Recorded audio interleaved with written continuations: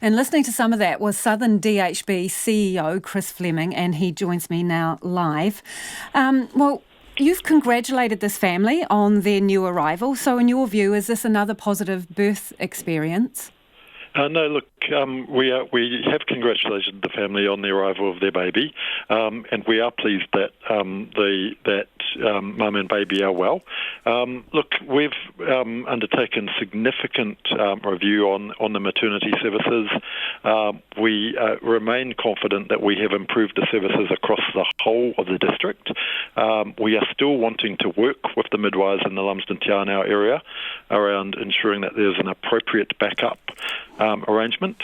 The challenge, however, listening to Nikki just then, the concept of having a 24/7 staffed midwife in a location with less than one birth a week just isn't an effective utilisation of the resources.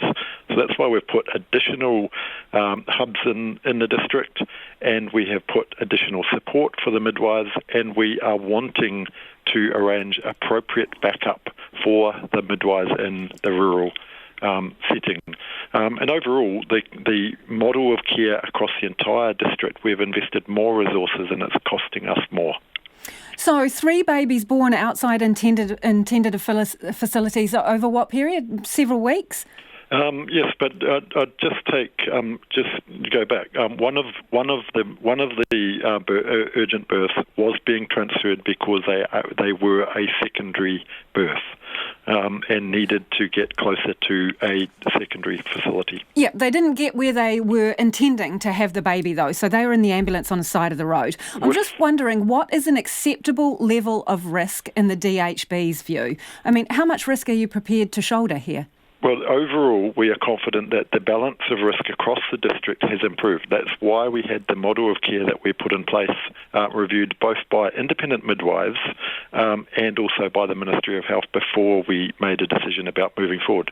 We've got hubs in Te Anau, we've got hubs in Wanaka, and we've put sustainability funding in place for midwives overall, and we're providing some backup relief resources. So what does your modelling tell you about the risk levels here? What is the probability of a serious negative outcome based on the services you are now offering? The balance of probability across the entire district is that it has improved services. Absolutely, for the people in Lumsden, the fact that... Can you put a number on it, though? So that's what I'm asking you. What's the likelihood of a bad outcome for a mother or baby here? Do you have percentages? Do you know what that risk is? I don't have specific percentages across different parts of the district, but I know that the model overall improved services because in parts of our community they had absolutely no additional resources, whereas across the district now we have strengthened the resources overall.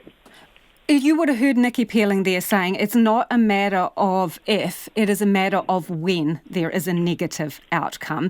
And she says when that happens, it's on the DHB's shoulders. Are you prepared to carry that? Look, I'm confident that the overall model has improved, and maternity services in rural remote places are always challenging to provide. And just like the risks that exist in particular areas, we've enhanced the services across the entire district. And so we've minimised risk overall, but whilst we accept that the ability to have a primary birthing unit in Lumsden with less than one birth a week was a wonderful service.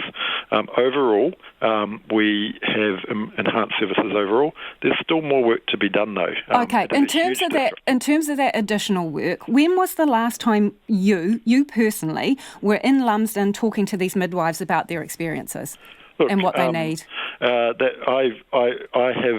haven't been to Lumsden directly myself recently, but my team has been engaging actively with them, and we're also organising a meeting to talk about the backup services across that wider district.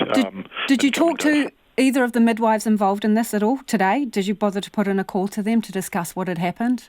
My Chief Nursing and Midwifery Officer put a call directly into the midwife involved.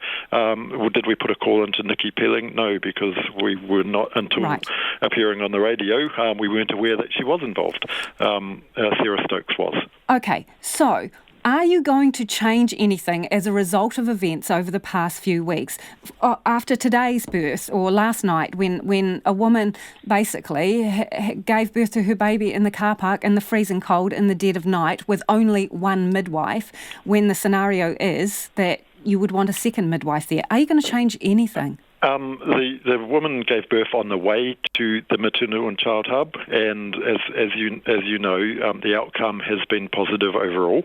The concept in terms of what we are looking towards doing is how do we provide that backup infrastructure and support. But you have also said that 24/7 backup for the midwives is not a reasonable expectation. No, what Nikki was asking for wasn't backup. What Nikki was asking for was a fully staffed 24/7 facility with a midwife present 24/7. And you've said that's not realistic. That is simply not realistic. So what can you do for them? Well, as we've already said, we've articulated, we've increased the sustainability funding for them. We're providing backup and infrastructure and support. We're also providing relief time to enable the midwives to be able to have time So off. nothing changes from the original plan then? Well, no. As you know, we've also announced that we are doing a implementation review, and that's to check the implementation has proceeded, and the issues that we have encountered have been addressed. So who's heading up that independent inquiry?